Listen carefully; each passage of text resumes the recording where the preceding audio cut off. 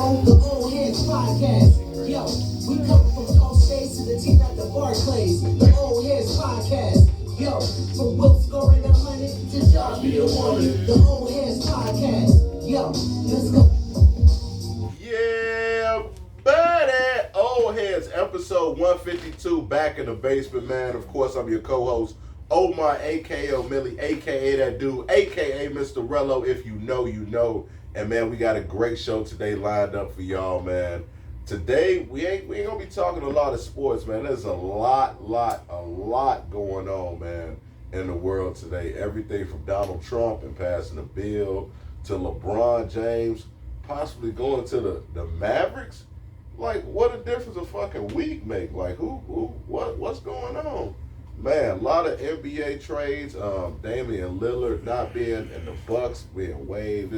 It's getting wild out here, man. So we're going to be talking about all that stuff. But before we get into any of that, I'm going to let these brothers introduce themselves. And don't be dusty, man. Hit that like button. Hit that subscribe button. Tell a friend and tell a friend. Hit that share button, too. Yeah, old head, let's go. Yes, sir. Man, it's your man Hendo. Ooh, man.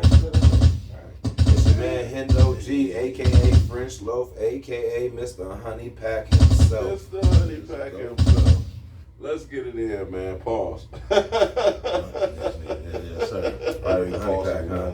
Yeah, I had to think. I had thought about that. But first things first, man. It's y'all first time checking us out. We start every episode, man, with Hendo's hot take. Hendo, what's your hot take? Man, there's just no more loyalty to the teams no more. It's just NBA loyalty is the thing of the past. I mean, they look at loyalty like shit. The chivalry, that shit's slowly dying the fuck out. There's nobody safe out here sometimes. From LeBron almost about to maybe talking about getting traded to shit. Giannis potentially gotta go, to Dame being waived, to Luka even making his way to LA. It's just there's no loyalty out here. These guys are just letting these guys go, man. It's really a pick of the dime. You can really just have your way out here.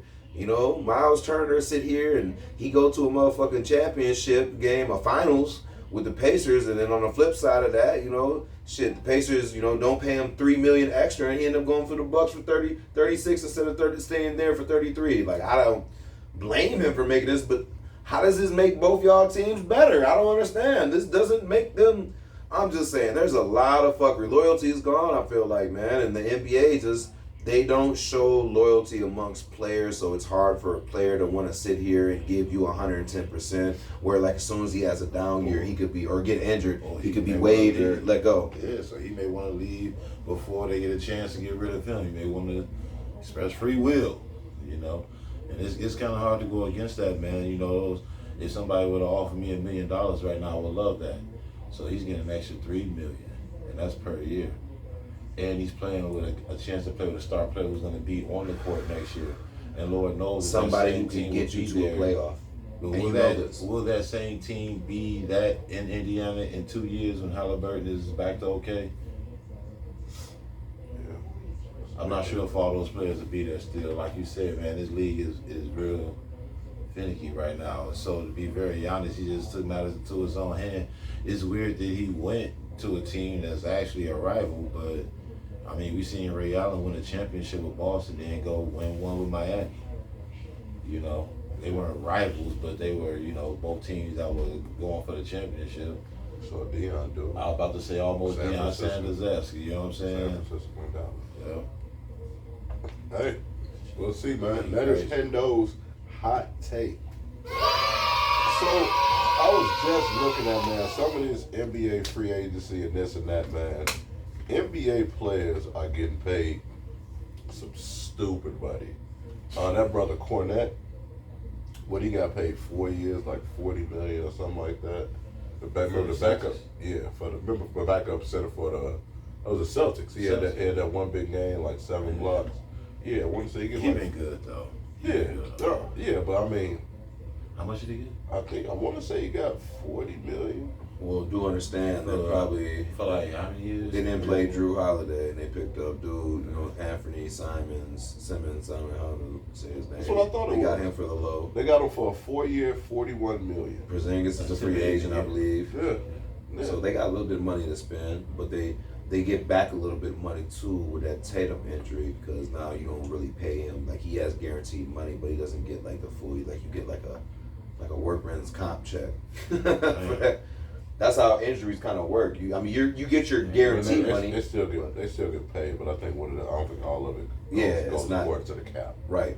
So even though they might say they pay him $50 million because he's injured, and say only maybe 40 of that might be going to the cap. And see, it says shit ain't going towards the cap. That's another reason why you pay fucking Holiday. He should make his way back to the Bucks.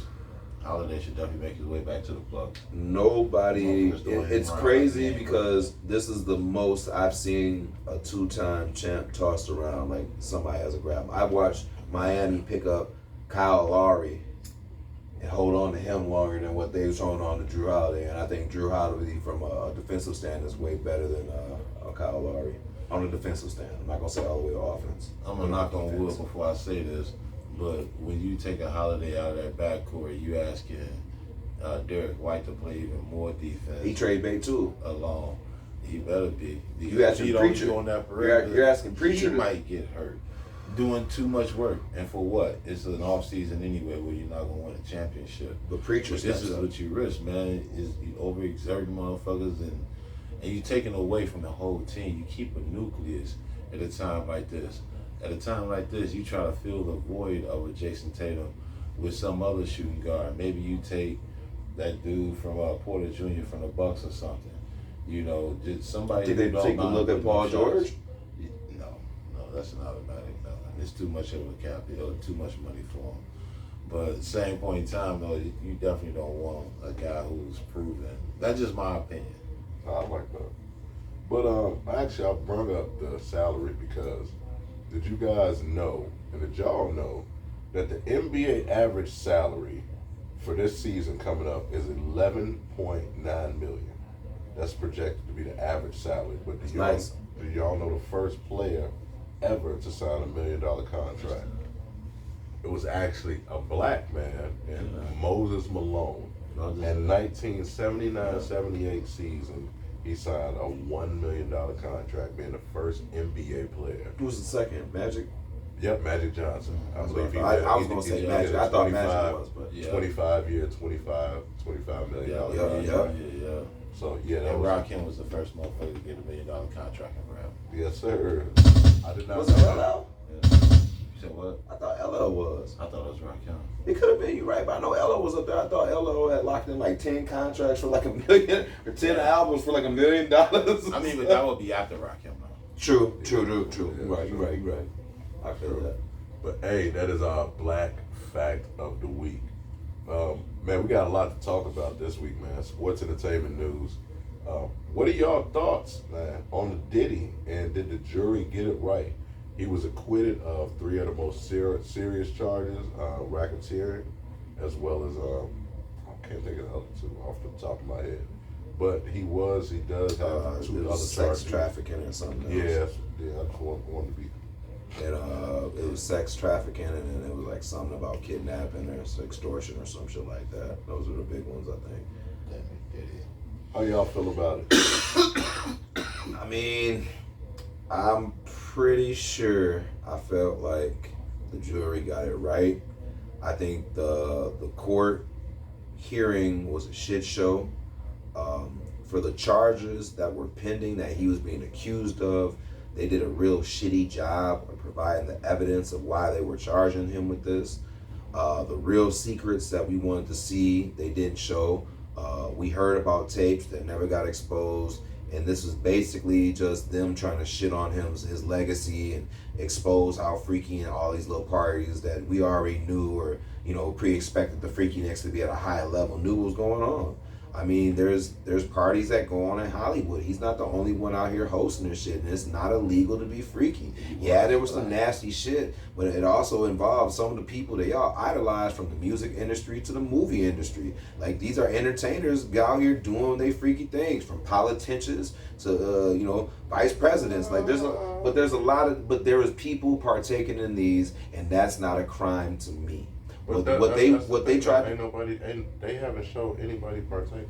Right. It's only been And sex workers. And this is what my issue is. They did a shit job of trying to prove these allegations. So I figured this was going to be the outcome. But what they did do a successful job of is ruining this man's reputation to the point of nobody wants to do business with him in America. Nobody is going to want to take the risk of being with this freaky dude that they just exposed doing all this shit. Now that's bad for business because they'll be like, oh, you do business with P. Diddy? I'm withdrawing my money from your bank. Like stuff like that. So now his whole reputation is tarnished out here. This man will literally have to go overseas to go make money. He'd have to go to like Brazil and Australia and start up Ciroc all the way down there and then have to work from there. But that is the only way he's going to be able, he has plenty of money, but to make more money, this is what he's going to have to do. But they just tarnished the reputation with this. They feel good. Man, I feel you. That's fucked up. Yeah, man. Shit, I agree, man. Like basically, yeah, his reputation is all that got tampered with because to be a freaky Jason who's not against the law. You know what I'm saying? And all of the talk about baby oil and if it got whatever in it, did people know that it had this shit in it and all? They tried to make this, all the questions surrounding this shit, the speculation is what is so alluring. It's so sensational to have these conversations, you know what I'm saying, at a feverish pace. This shit was being tracked all on Tubi and you know what I'm saying, what TMZ was doing with it, like, all the time and shit. It's crazy because it's like you said, man, like, a lot of people do this shit. Like, no one will talk about Marv Albert biting no girl 20 times in the back. No one, it's completely okay for Hugh Hefner, for there to be murders on his residence and all around circling, you know what I mean, his claim to fame, which is, bitches at his crib. You know what I'm saying? At the Playboy Mansion, that was such a thing for so long. Entertaining them, having famous people over, entertaining them with the Playboy bunnies. It's like the same thing almost. Like we would have to be plumb dumb or just naive fools to think that nobody did any kind of drug ever at the Harvey motherfucking Weinstein, mansion. Epstein Island. You know what I'm saying? We can go down the list. I got more. I just don't want to get into it. But this has been going on for years, man. It's crazy. It was cool when they did it. You know what I'm saying? Or when certain people did it, But that's another thing, though, too, if you Puffy, man. You got to realize what type of parties you think Dennis Rodman was attending? No. But we black, though. Like, motherfuckers got to know the chill. You know what I'm saying? You got to know motherfuckers, like, but hey, man, that's his face, so shit. Yeah. They still definitely face some serious allegations. I think they say each can carry up to 10 years apiece, so. I was about to say, right. Yeah, I mean, like I said, from what I had heard, I didn't think he would be, as far as the racketeering and this and that. In my opinion, I think it was definitely, he's definitely come across as like an ego and probably kind of almost like a crumball type of person, you know what I'm saying? But we all know people like that. A poor man, Stringer Bell. That's not. Stringer Bell. Oh, Stringer Chuck, right. That's what that poor man, Stringer Bell. You know what I mean? So he probably is kind of a jerk and, you know what I'm saying, that jealous boyfriend. And if anything, I mean, the sexual escapades more or less to me made him seem more like a cuck than anything. You just sitting over there in the corner. I mean, but I don't know what the fuck that had to do with the case, though. That was the wild. But that's what I'm saying. That was wild to me. That's what I'm if saying. they wanted to know what was going on, they could have just came to the parties, man. They didn't have to be. Well, and that's the thing. It wasn't necessarily. What's funny, like, they probably was at the party. They had the whole trial. This nigga like, yeah. So do you remember that night, or you didn't think he was there, motherfucker? He was the awkward motherfucker not getting no action, so now they mad. We don't bring this motherfucker up on the show. He was impounding this I didn't get no action. I didn't get no fuck nobody. I mean, but I think a lot of these people before the Diddy trial, I think they have a lot of shit to answer because you had a lot of these people that are saying that it was kids at these freak offs and this and that. And the Disney kids was hanging out. From everything that Miley Cyrus, from everything that I've read, the freak offs included it was either Diddy, Cassie, another one of his girlfriends, and like a prostitute, a stripper coming. It was either one of them. It was either one of them Sounds like a three wild that fucking was night. in there. Go get the baby oil. It sounded like basically like it was never like he was basically in the corner doing what he was doing with himself, and his girlfriend was doing what they were doing with the other person, and he had a thing for baby oil. Can't nothing fulfill my That needs. just like sounds just like, you know what I'm saying, a freaky motherfucker. You know what I'm saying? Like, I don't think Yeah, that. it is. Only thing he was missing was his own little leather suit that said "bad boy." I personally think they overcharge. You know what I'm saying? And by far. I mean, and then in all honesty, the worst thing, honestly, I feel like was probably that video. I think that really showed the type of like man he is, and I think that's really why people really not fuck with him. Like, yeah, you got some motherfuckers that's like, well, she knew what she was getting into.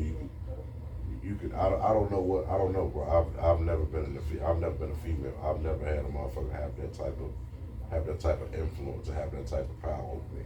Like, shorty started messing with Buddy when she was like 18, 19, bro. You know what I'm saying? You And they're coming to like wealth, right? Not just rich right, wealth. bro. Like you kind of groom motherfuckers. You know what I'm saying? Like, we know plenty of motherfuckers. I say play, but we've seen like motherfuckers who like parents that did them dirty and molesting them, and they the first ones crying at their funeral. I don't understand it. You know what I'm saying? But like, when you love a motherfucker, like you love a motherfucker. So I don't know, bro. Like I say, I think the whole situation is fucked up. Is he gonna serve some time? It is. You know what I'm saying? Is he gonna serve some time? Absolutely. But I think the whole like life, and I never thought that was gonna happen. There needs to be a funny like 7-day parody of like just Diddy going through all this shit, man. This is wild right now, man. Somebody needs to be taking advantage of this. He needs to beat this case before that shit We need, comes out. we need, hard to we need, laugh at some shit. we need Gail While to do he the going same through interview that she did with R. Kelly to do with this nigga. Where's Gail at right now? Gail, get on your job, man. Hell in space. Oh my God. Moving. Somebody who used to knock baseballs into space, it seemed like. Barry Bonds will finally have a statue outside of Oracle Park. Is it time to put him in the Hall of Fame, and let's not have another Pete Rose scenario? How do y'all feel? I mean, what was his allegations? Juicing? Yeah. I mean, we're over the times and stuff, man. This man's a legend. What it was, he made a mistake. Like I said, the same thing with Pete Rose. And shit. You know, players fuck up too, and I feel like it's that time, man. He's done his little waiting time. You really should acknowledge this man for what he did for the sport of baseball. I mean, you could, even if you took back the year you considered him juicing, you still have to honor all them years that nigga really wasn't juicing, and that motherfucker was just knocking them motherfuckers about that motherfucking pot. He was slugging them hoes and getting to base. So I think it's time though, man. I think we get to a period in time where like all this grudge holding, I think it's been held. Get over it already, man. He's a Hall of Fame. He was a Hall of Fame before the allegations. We gotta say that. I forget his numbers. But if you look I feel at like he was. I feel like he was. Oh, they broke down the numbers. I heard it from Kurt something show. What was it? Kurt Menefee. Motherfucker, old dude talk baseball, motherfucking ESPN and shit. It's official, and he said he ran down the numbers. You know what I'm saying? Before the allegations, his numbers, and I heard them. Yeah, they were official. He was a Hall of Famer before that. It's hard to keep him out, but it kind of opened a floodgate to everybody who had those allegations now. Then like a Mark McGuire or Sammy set a Sosa, precedent.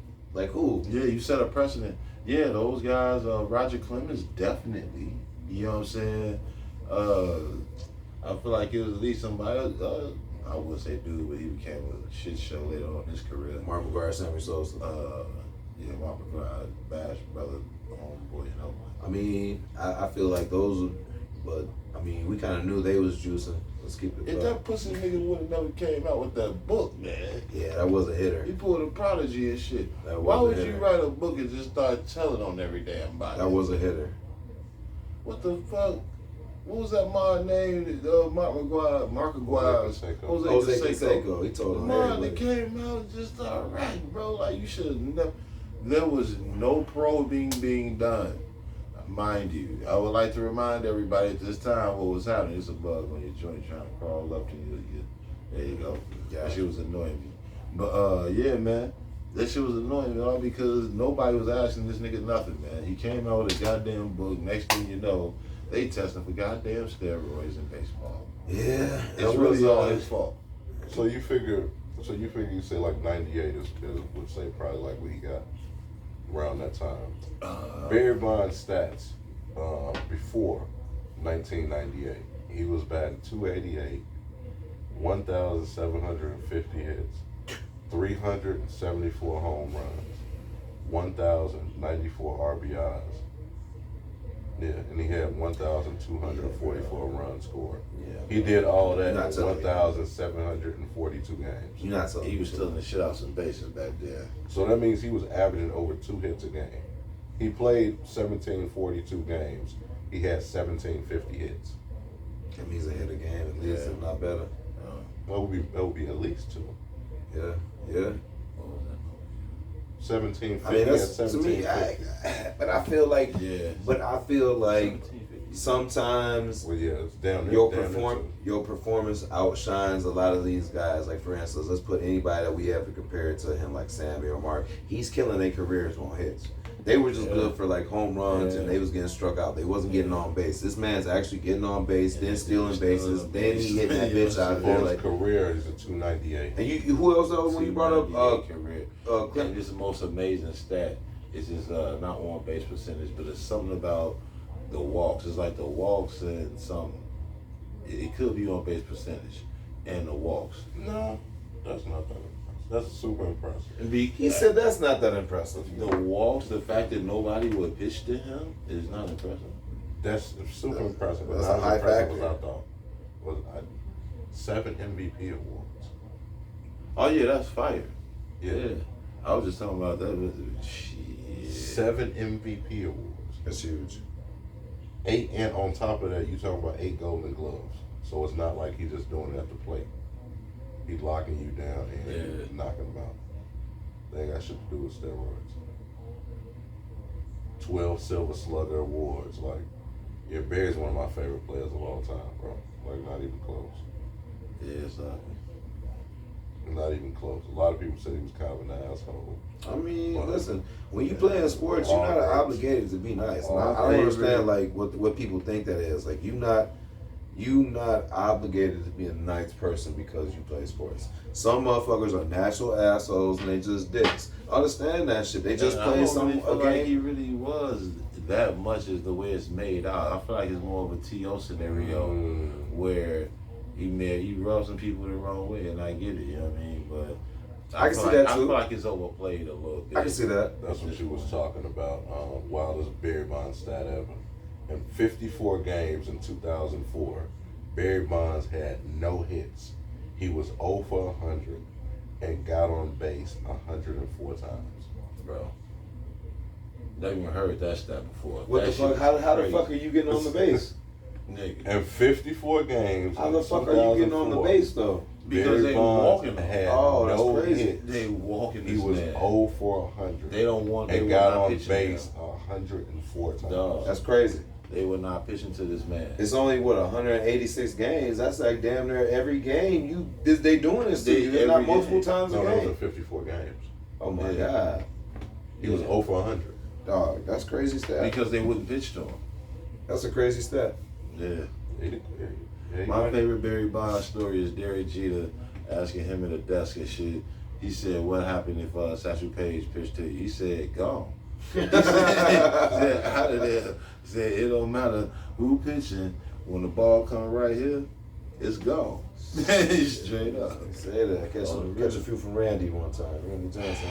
Hey, look, man, he lighting up everybody. It don't matter who you are. Favorite Barry Bonds moment. I love Randy Johnson though. Thought that Big nigga had unit. heat. Yeah, I love Randy. That Johnson. nigga had heat. My favorite pitcher ever. Really? He had some of the best heat I've ever seen. He had some of the best heat I've seen coming out of He was somebody. the only dude I really watched like that. You know what I'm saying? I watched all of his shit. Hey, First and I like the MLB Braves, person, so, first yeah, MLB that's person glad ever to that's hit a bird with a pitch, nigga. That's unfathomable, nigga. Crazy. Nobody's ever Fuck done that. Bird up. Nobody's ever done that pitching. Nobody's ever done that. That nigga with feather. There was nobody. That nigga disintegrated that motherfucker. Feather the bird. Nigga, I don't even know where the body went. It poofed. You know what I'm saying? That bird exploded. Like, The catcher mitt wasn't there with no blood, nothing. Man, that nigga caught that motherfucker at an incinerating rate. Yeah. That nigga hit that motherfucker like a meteor and popped. Yeah, it disappeared. I've never seen that, dog. Yeah, crazy. You never see it again. No. You know what I'm saying? You ain't never gonna see that shit again, dog.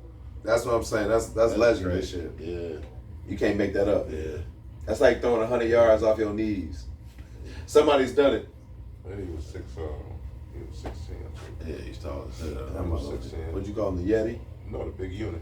Big unit, Yeah, pause. the big unit. Yeah, pause. I wanted to say his name, but it was just hard to remember that. Yo. Yeah, Yo. That's why I say Grady Johnson. Buddy who played for Toronto. Yeah. Grady Johnson. Yep, Grady. He just Grady. Nigga just Grady. That's all he is, Grady. Yeah, but man, we can talk. So you definitely think he deserves to be in the Hall of Fame right now? Absolutely. Hall of Fame right now? Should've been in the Hall of Fame. Yeah, man. It's a hard go. I agree, man. Put him in the Hall of Fame. We don't need another Pete Rose scenario. Right. Put Barry in the Hall of Fame, man. Give Miss Flowers while you can, Give man. Miss Flowers while you can, man. Don't be dusty, man. Also hit that like button, hit that share button, subscribe. We got to talk a little bit NBA, WNBA hoops, man. Somebody else who getting their flowers for sure. Candace Parker. I think we all love her, but she just got her jersey retired for the second franchise this summer alone. She's the only player that's top 10 in points, assists, rebounds, and blocks all time. Is she the true GOAT of the WNBA? You hear a lot of people talk about Diana Taurasi and compare her to Kobe Bryant. You hear like the older generation, like people our age, might say a Cynthia Cooper. Every now and again, you might get a Cheryl Swoops in there, or even a Tamika Catchings, which how good she was. I think she had, 4 Defensive Player of the Year awards or something like that. She was basically pretty much in charge of that FIBA team before Caitlin Clark came. She's still the best player to ever play for the Fleet as of right now. But how y'all feel about that, man? GOAT of the WNBA. How many championships do Candace have? I know she has 2 for sure. All right, I know she got 2. But then I think she has 3 total. Because it'd be kind of hard putting her I think she has Cynthia 2. Thompson. I think she has 2 with LA and 1 with Chicago. I think that's what it was. Cheryl Swoops got 3, I think. It could be 4 because she went. She I mean, was Lisa winning. She was Leslie. winning a lot. Lisa Leslie got at least 2. I think Candace got more than them. 3. That's why I said 3. She got 2 in LA, 1 with Chicago. Yeah, that's gonna She put her got up one. No, there. she got 1 in LA, 1 in Chicago, and then remember she was on that bench team, on the bench with that Ace team. Oh yeah. Sure, fuck was. I forgot about that. Man, you peeped that. I sure forgot about that. But yeah, and that count too. Yeah. We're gonna start playing with that count. I don't know because there's a lot of She's women a playing in good that point, though. league.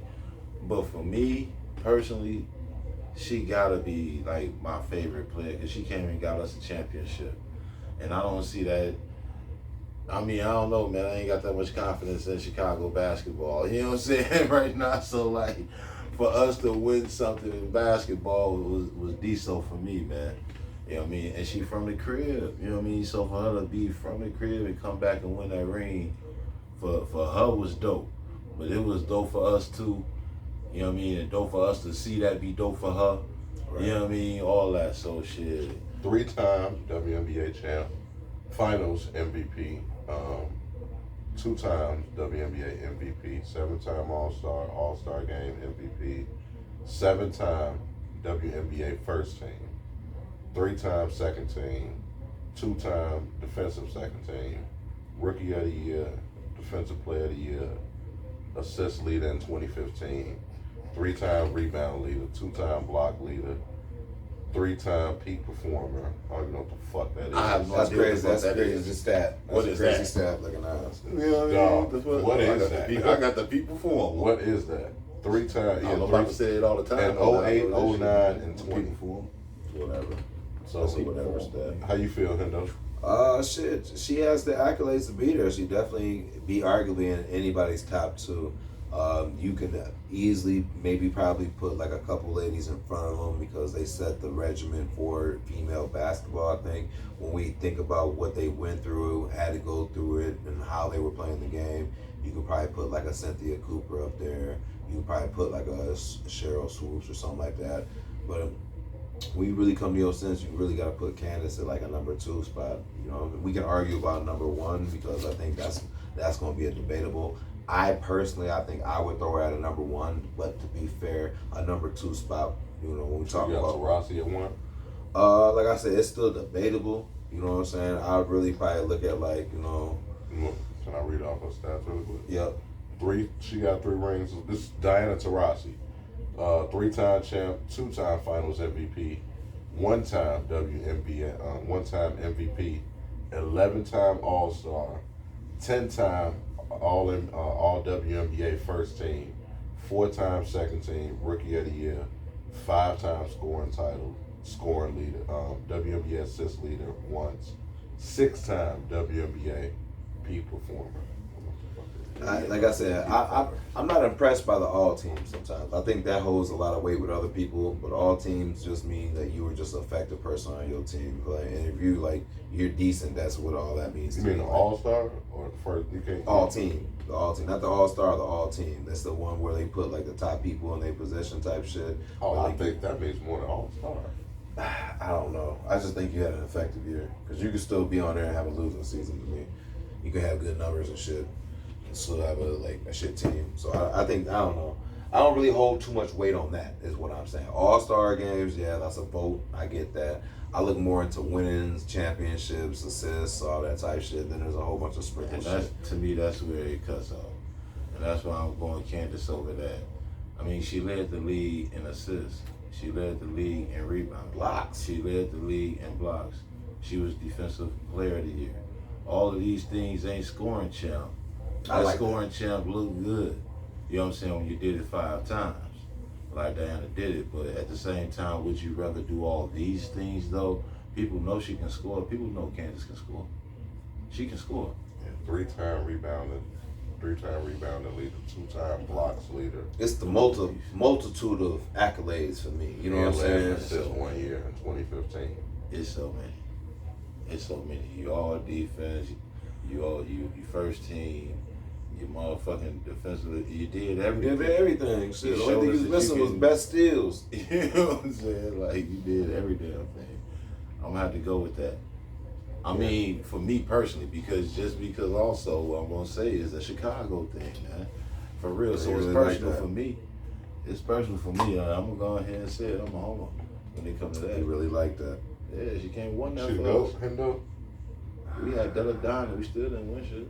I gotta put her like second, like I would do like Kobe or something. She's like the Kobe of the game to me, to a point. Kobe guy. I'm just saying, she is. She's held every known factor. It's like I said, like we can really debate. You know what I'm saying? I feel like she's more like Brian. I ain't gonna lie. Yeah, she's more like Diana, more like Kobe. Yeah, like kind of like aggressive like Kobe, but like as far as what you build up on the stat sheet, she just feel up more on the stat sheet. That's the only way I'm saying she like Brian. Yeah, that's like you compare LeBron to Michael. LeBron is more like Magic. Yeah, I agree. He's I agree. He's I agree. version of Magic. But yeah, Kobe is definitely more like Clyde Drexler. In that same tier. Moving right along, man. Y'all said you gonna down that hill by yourself. 10, baby. I'm not disrespecting. I love baby. So you say not to go, or you say to go, and you say not to go. That's fair. I say about number 2. 2? I'm not mad at that. I gotta say she the GOAT, man. I think just for her longevity, how long she did it, and the fact she won championships with 3 different teams. And granted, she wasn't the best player on that ace team, but she was definitely a contributor. She definitely. Niggas, I done had 3 headaches my whole life, and you gonna give me my 4th one? Oh no! With these goddamn side comments about Oh Kobe. no! It's disrespectful. I love Kobe Bryant. In 2 seconds, I you love are not Kobe gonna be allowed to talk basketball. He is the 10th greatest basketball This player. nigga moves up one spot all every time. fucking year, I swear to God. Next year it's gonna be 9. Yeah. Next year it's gonna be 9. I guess we gotta keep doing the show, man, to get this dude to admit the truth. That he's 10th? He's not moving past 10. He's 9 next year. He's not moving past 10. You don't think he's better than Tim Duncan, so this conversation is beneath us. We're talking about career. Yeah. Yeah, sure. Tim Duncan was better. Yeah. Yeah, I debated this and won. All right, man. I don't recall know Tim Duncan scoring 60 points in this last game. He had 60 in 2 games. I don't That nigga recall had 60 Tim in his Duncan last shooting season. under 40% his last 2 He had seasons. 60 in his last season. nigga Dog, was I'm all asleep, over. dog. Hey, Man, he was still disrespectful. effective. He was. He was still That's the effective fundamental. right up until the I end. love his game. Not just being a chucker. What I don't love is his dreads. Respectfully. And he's out here looking like Chester Cheetah Cat. You stupid as hell. You can't score 81 points if you ain't a chucker. That is a You true. miss 100% of the shots you don't take. That is true. Remember that. That is awesome against the Raptors. I mean, it doesn't really matter. I mean, who did Phenomenal. my guy put 100 against? We'll never know. Who else? Motherfuckers couldn't even score It 81 was on the the Pennsylvania Raptors. Pistols. Hey, I rest my case, my guy. We are done here. I rest my motherfucking case, We are dog. done here. Job is done. Conversation DA, is over. book You gotta It go. was the Pennsylvania Pistols, nigga. And Deep Dish Pizza is fire. Just in Deep case Dish y'all never Pizza tried is- that shit. Come here, let me tell y'all something. People in Chicago, we don't eat that. Yes, we we do. fool y'all. Yeah, bro. yes, we Yeah, I actually we eat that eat shit. we eat Italian We don't Fiesta eat and we eat motherfucking Italian that's- Fiesta is yes, and that's not the spot. Home run That in. used to be fire. It used to be home run in the spot though. Out west all day. I don't even fuck with that Agreed. much, nigga. But I'm not going out moving there. right along. Yeah, they had a dope. They had a fire. What you call it? Arcade. But Candace I Parker, mean, I man. fuck with out west. I've been out there. I've been out there. Only when I'm welcome, though. Man, I ain't mad at you. Just Candace wandering Parker, around. 2 of us said she's the GOAT. Hendo got it 2. I don't think anybody in their right mind would put Candace Parker nowhere out the top 5 greatest WNBA players of all time. Just my humble opinion. But moving right along, man.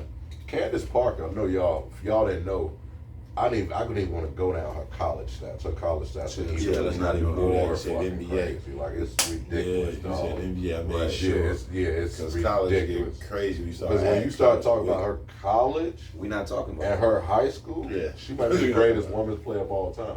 Mhm. Maybe her and Cheryl. But college basketball, man, I know I used to love it playing it on PlayStation 2. They have recently talked about bringing it back, college basketball 2028. March Madness 2028 is coming back to video game consoles. Will it be any good? I see him in how bad the last one was. Now, I know the last one I believe I played had Kevin Love on it, and I seriously could not get through a full game. Like I probably couldn't get through 5 minutes of it. I remember. I don't know if you remember it because initially I actually didn't even play that one. they had. I will never forget because you had Kevin Love, and as the game was loading, you can remember you could sit there and you could shoot with him. He was like in like a park, and you could sit there and like shoot with him as like the game was loading. It was Kevin Love, and it was god awful. It was terrible, bro. Am I lying? Did you play it? Yeah, I dabbled with it for a little bit and then left that shit the fuck alone. It was It's terrible, trash. dog. The thing about it is, I think they're trying to make a nice little run where EA kind of seen where the new college football had a nice little run this year, and they're able to make a little package deal with that in the NFL. And so now they want to do that kind of with 2K. They want to go in there and use this as like we'll say like a soft serve, and they'll try out little moves here and there. So when they do 2K and drop that, they'll have advanced features because they'll know kind of what the movements is like. Man, that shit better be fully like you did. I think it's gonna be fun. It's gonna be all right. This is definitely gonna have its little kinks and weird shit, but this is coming off EA, and this is just what's they're gonna make this shit work, and they're gonna try it. It's gonna be all right. It's gonna have its little bugs, its problem, but I think this is a good time to reintroduce this. I think they should have never took this shit away. Motherfucking time, man. They motherfucking tripping. Because a lot of them college games were whack. You know what I'm saying? When it came to the Some was dope. basketball and shit. Coach K was straight. I didn't like a lot of that shit. I ain't gonna lie, man. But now is the time. You know what I'm saying? Game's cold as a bitch now. You know what I'm saying? Let's get these motherfuckers out here. You know what I mean? They ain't gotta have their names on the back of the jersey and shit like that. But It they can be in will. the lineup. That's part of the end, you know. But whatever it takes, The money they get, as too. long as it's That's why I about like it, though, playability with me. That shit gotta play like 2K. You know what I'm saying? If it's a 2K joint, you know what I mean? You never played Coach K on NES, on Genesis? Maybe. I know I like seeing it or something. I wasn't That really shit was impressed. cold, bro. That shit was cold. Cause you could break the rim. Mm-hmm. You could break the backboard. Like if you had like a powerful enough motherfucker, if you dunk so many times, just shot at the backboard. It was dope. Yep, I did see that. Game tempo meter, which Or appears could to you do that on another video game? No, I know for sure it was that one. I feel like you could have did it on another game. I'm not sure if it was that I seen it on. I've never seen a motherfucker break the backboard and shit. Whatever game that was, y'all wasn't really impressed with the game. It was only certain games I was impressed with. Like that one with Allen Iverson that first came out. Was it 2K or was it, what 2K. was It it? was 2K. The first one? It was 2K on But I ever won that Dreamcast, I think. motherfucker on Dreamcast. Yeah, it was 2K on You know what I'm Dreamcast. saying? Like when I seen that That's when it visually, first I came was out like, damn. Sega actually had the first like 2K, and then everything really kind of, they sold their rights and all that shit, and they kept evolving and shit like that. Trash, bro. That's the new shit? Okay. No. That's the, that's that old shit. Come on, Kevin Love. Come on, Cavalier. It was trash, bro. Wasn't good, man. Wasn't good product, man. It was cheap shit. But It'd be nice if they had like great teams on that too. this is like I said, this is going to be a time where they can actually make something happen, make the shit more inventive right now. So they got a little ways to do it. They mixed it up with some 2K. It's a chance for us to play a little bit of basketball and maintain while we wait for 2K. Long story. Very fucking with it. That's not coming out 2028 anyway. Right. When they do that, So they that's the idea of it. To make it be right, an right. inventive. Something else. They definitely got time. I'm excited. I like the football that they did this year. I really like that. So I mean, I'm excited, man. I'm a big March Madness basketball fan. I remember playing it on PS2 when I first moved up. It might have been PS1 with Steve Franchise was on the cover.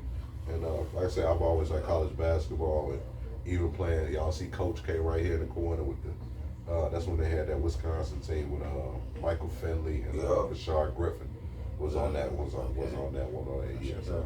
Yep. So that was super fun, man. So hopefully it's dope. We'll see, man. But if it's anything like that last one, it was actually March Madness 10. The one with Blake Griffin was the final one, and that was just By that time, nobody was God playing. awful. Yeah, nobody was playing. But anyway, man, keeping it with the NBA consoles, man, and gaming, NBA Live 26 is making another comeback. Is there any chance they can give 2K a run for the #1 basketball video game? Now, if you guys don't know, before 2K was actually NBA Live, it started out with Live 94, Yeah, Live Live 92, Live 91, Live Exactly. 90, What it was And Live Lakers 95, Live And 98. that's all I was saying. And it initially started out as Lakers versus Celtics. Yeah. And then after that became Bulls versus Lakers. Bulls versus Lakers, Then it and became Bulls Bulls versus Blazers. And basically what they would do is whatever the last two teams in the finals, For that those would years. be the game. But 93, it only started with the Bulls versus Blazers. Mhm. 93, it became live. Right, 93 became live. You know But what I'm even saying? before that, the when State it was Warriors was cold as a bitch. exactly. Even before that, I believe Lakers versus Celtics, believe it or not. Yep, I remember that one. They only had the teams that made the playoffs. So you couldn't, if your team didn't make the playoffs, you actually couldn't play with those players. And that's when they started changing up, I believe, with Bulls versus Blazers, if I'm not mistaken. That's when you could start. Yeah, that Even was if your team crazy, did yeah. make, even if your team I forgot did about make the that. playoffs, you could still pick pretty much any player you want. And then that's when it live, when it pretty much everything kind of changed. So y'all go out there, do your homework, man. Check out, if you like retro gaming, man, go check it out, man. But NBA Live is making a comeback next year. How do y'all feel, man? Y'all think they can rival 2K? Shit, I hope so, man. I have something else to play and shit. I mean, the problems with shit like you can score too easily, like all the shots. So you say you're not gonna lose against Hendo or nobody, right, on the sticks? Absolutely not. Oh, okay. I didn't say that, but Oh, wow. I absolutely not. Oh. I absolutely did not say that. I absolutely not got nothing to say about that. Nothing else to say about that. Oh, okay. Shit, all I gotta say is the Bucks. Anyways, you know what that means. Ain't nobody else want to say that. I knew what that meant. Hey, but that's how I know. Shot on fire. I'm gonna be honest with you, man. I had the last couple of lives, I believe, and it just the motherfuckers wasn't it, man. What happens is 2K takes the edge because they know how to work these lobbies. They know how to have people on there. They have a two-way split between you can play on there with PlayStation and Xbox. Man, Live is just not competing on really with the competitive online. Last time they had problems with their servers, the lobby was weak. There's just not going to be enough. They're going to have a nice introduction. I do like the dynamics and how they do with the animations and what they can lock in on. But it's not going to be 2K yet. It's not going to be to where it's even competable unless they can get people just tired. But the same people that complain about 2K is going to complain about motherfucking Live. And that's just how the games work. I like that. Shit, hopefully. I think you'll have some people that'll definitely go out there and get Live. You get it, but it ain't gonna be worth it in the long run. It probably won't have no longevity. The thing is what it is, you can't compete with their lobbies and their servers. They have huge lobbies, huge servers. That's what it is. Like when I played the last Live, it took forever to find motherfuckers to play a game. And not only that, but they didn't keep track of stats. I played these games. I do that. You know what I'm saying? I actually had that shit and was disappointed. Heavily. Excuse me, y'all. Hopefully, you know what I'm saying? Hopefully they learn from their lesson, man. I think Live can be successful, but like I say, it's going to take a word of mouth type thing to where people say, like, you won't know, well, I actually played that shit. That shit actually dope. And they're gonna have to do something that people that don't like on 2K, they're gonna have to do that for their game, if that makes sense. It's like it's gonna have to something different, some type of gimmick. It's always their animations with Live. It's their animations are really the animation definitely has been a problem. Where it's almost like not necessarily too perfect, but it's almost robotic, if that makes sense. How the characters move. right. So I think, man, I don't know, man.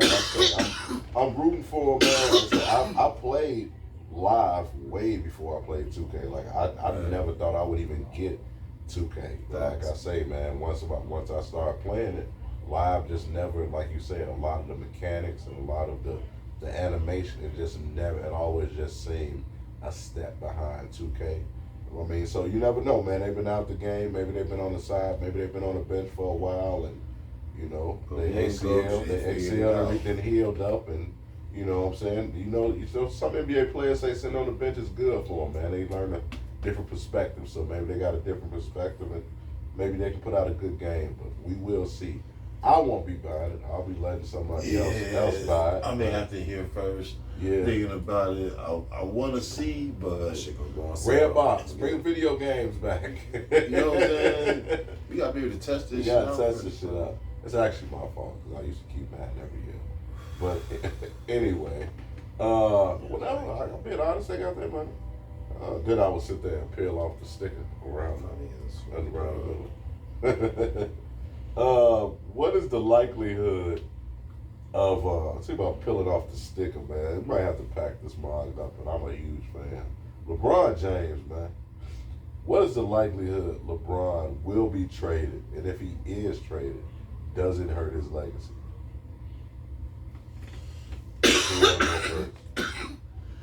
Because initially they were saying there's no way he's being traded, but then it seemed like throughout the week you've been hearing things like the Mavericks and LeBron, and it's not necessarily I a done think that's deal. more of a strategy because he really want to be in LA. It seems like I feel like it's more of a strategy to try to get I'll say Tripucka. What's the GM name? Pelinka. Michigan Pelinka. Rob Pelinka. Yeah, Rob Pelinka. He trying to get Pelinka to, you know what I mean, he shake down these trees, man, because the product they've been putting on the floor, you can't win games with that. I was saying that about them. I was saying that about stuff. It's been a few teams like It was that. third in the West last year. Man, look. I think that really came on the strength of how well AD was having a good fucking year before that trade, and I don't think he was in and out that picture that much. But I really think he was having a decent year before that shit happened. That's part of the reason. Well, you can they weren't a full team, bro. They didn't have enough big men. They didn't have what they needed around LeBron and AD or LeBron and Luka to fight for a championship. They didn't have enough, and that's the GM's job. He was fucking that up. The same way the contrast is what Houston just did this summer. Mm-hmm. Not just KD, Facts. but when you get the Finley, whatever.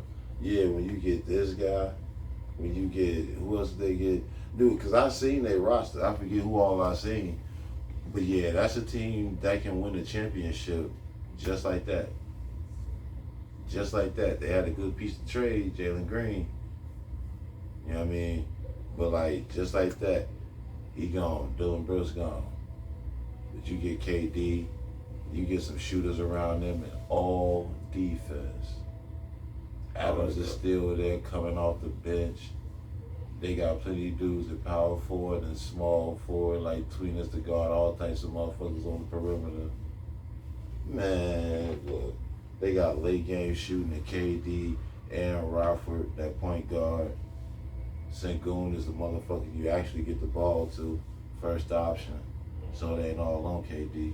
Right. Look here, man. This is ridiculous. And Sengun passed everybody. That's right. And the only motherfucker I ever seen slow down KD is the coach of the team that KD play for right now. KD. I ain't seen no player or no other coach slow down KD except Ime Udoka, and that is now KD's coach. Yeah. I like his eyes. KD, Fred VanVleet, Steven Adams, Amen Thompson, That's amazing team. Sengun. Yeah. You got Reed Shepard, who I think was like a third or fourth pick last year out of Kentucky. I do hate today they did trade a Cam Whitmore. I loved his game. I think he's a star in the making. But they just traded him today for 2 second-round picks. But they do have Jabari Smith Jr., who a lot of people forget he was number 3 overall pick. Dude is nice. Then you got up Terry Eason, defender. Yeah. You got Jeff Green, Aaron Holiday, David Roddy. I don't know who Roddy is right now. Yeah. Yeah, man. That's gonna work. That's gonna work though. Straight up. That's plenty defense. You got a good ass coach. You got late game shooting. You got consistent shooting. Number 10 draft pick this year. I forgot the kid. Yeah, they got to have a Cayman Malouch, 7'2", out of Sudan, 7'2". From Duke? From Duke. Exactly. Yeah, he a dog. Exactly, I remember that. Yeah. They gonna need him. They gonna need him. And he only 18. Mm-hmm. Yeah, Same way Lively did good for Dallas when he was young. He The same way. 13. Yeah, it's about to That's work out. crazy, bro. Mm-hmm. And what I love about Houston more than anything is their coach, man. Udoka he's not only just, I mean, you have players, you have coaches that are good coaches. Thibodeau is a good coach. Rick Carlisle, very good coach. But I think you have coaches that are also not good, but they're developers. And I think that Steve Kerr, in my opinion, does not do a good job of developing players. When you look at them, he has to have veterans to run his system.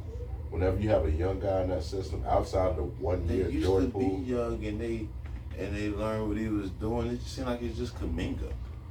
Like, not but necessarily. But it's sometimes Wiggins. It was Jordan Poole. Jordan Poole Jordan Poole did well. he had one He's an NBA season. champion. He had one season. Yeah, He but only it played didn't. like But two. it didn't last within the system well. Like he didn't. Like a guy like him is supposed to be a generational player within Right, that system. right. Once He got left that, sucker punched one- by Draymond that had Green. nothing The to only do. reason That why had he's not nothing on to the do team. with the forcing of the team. Totally agree. What he's saying is when Clay left, he was supposed to be that nigga to step in and be that other splash brother. He was. Clay was hurt. Even Steph was hurt for a minute. And he was out there. Bro, a lot of young players have not. Moody hasn't necessarily worked out the same Right, way. right. Yeah. Moody. But yeah, we can't throw what's the Wiggins. name in there. Who? We can't Wiseman, James Wiseman, number 2 pick. You know what I'm saying?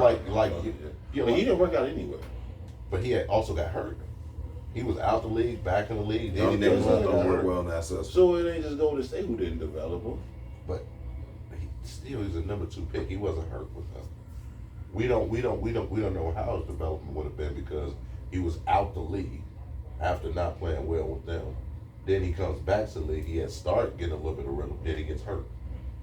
So we really can't say like what what he was or would have been. You know what I'm saying? You didn't necessarily have that. And like I say, Golden State has a track record of, for some reason, not developing young players. They just don't work well with them for some reason. You know what I'm saying? They want to do their thing and they don't want to work that system for some reason. You know? That's fucked up because they ain't got no damn body over there. The cover is dry. So what you think LeBron should? You think it hurts his legacy, or should he stay, or what? It depends on where you go. Okay. Like, what if you go to Cleveland or motherfucking Miami or some shit and get some buck wild reason that we supposed to believe? Then maybe that could be looked at as okay. But yeah, him leaving LA right now is some sucker shit. You signed up for this, man. You got a job to do, and it'd be nice if you got more than one motherfucking more than one championship. You know what I'm saying? It seemed to me like if you have more than one motherfucking ring, then you can really be considered a Laker. Because a lot of motherfuckers with LA right now, they still riding with Kobe. It's a lot of motherfucking Laker fans who never wanted LeBron James there. You know what I'm saying? Right. And ever since he's been there, like it's been okay, but they still Kobe dudes. They Kobe guys. They watch Kobe for 20 motherfucking years. I think at this point it's kind of like, you know, what we watching a lot of, even like, I hate to relate it to football, but once a new owner come in, the direction of the team changes. Yeah. You sit here and you know you have an Asian LeBron, you know what I'm saying, who doesn't really get injured a lot. They still want to win right now. Yeah, but do you have enough to put around this man to give him his run, knowing that this could be his final year? And are you ready to like cater to what this man's going to want? And a lot of new owners are coming in. They're not willing to cater to a player's need, where a veteran owner like Jeannie Buss understands this. But this isn't Jeannie Buss no more. She's working other things, but this guy, if he has a different direction, i.e. what we just seen Nico Harris do with Dallas, if they have a different direction of where they want their team, that means this man could potentially, and you could get a nice haul for what this man could give you. On that note, do you think, I don't mean to cut you off, but do you think, what's the name job is even in jeopardy? The head coach, I would get his name right now, but Reddick, JJ, because the whole thing is, he's with, I feel like everybody should feel like, because that's a valid argument, not argument, but a valid statement that you made about, you know, you got some new owners coming in. Jeannie Buss got, they said like 15% or something, and it's still gonna be the face of something. I forget all what the words were, but like same point in time, it's like, oh, okay, now, if they the owners, they can get a new GM, they can get a new coach, they can get a new LeBron James or replace LeBron James, like, via these, like, they have influence, you know what I'm saying? So like, I would feel like, yeah, you gonna count the pins and needles. I feel like everybody except Luka. I feel like Luka, who's the last motherfucker acquired to this team, is actually the most safe. But when you think you know that you have Luka locked in for all this, a LeBron can kind of be expendable, especially what you can get in return. When you think about right now, the Lakers do usually a good job of looking forward a couple years, where a lot of teams, i.e. like the Bucks, have done a poor job of like pinpointing what they want to do with their future. They have no picks, no money. You don't want to. You can't trade LeBron. He got no trade clause. No, he doesn't. He don't. I don't think he does. So in a point where they think that, I think this could be valid, you know what I'm saying? Especially at a point where you think you can, you know, get what you can get out of Luka. You know, right. So if you looking forward like this and stuff, I don't believe LeBron has a no trade clause at all. Right. I don't believe that's really in his.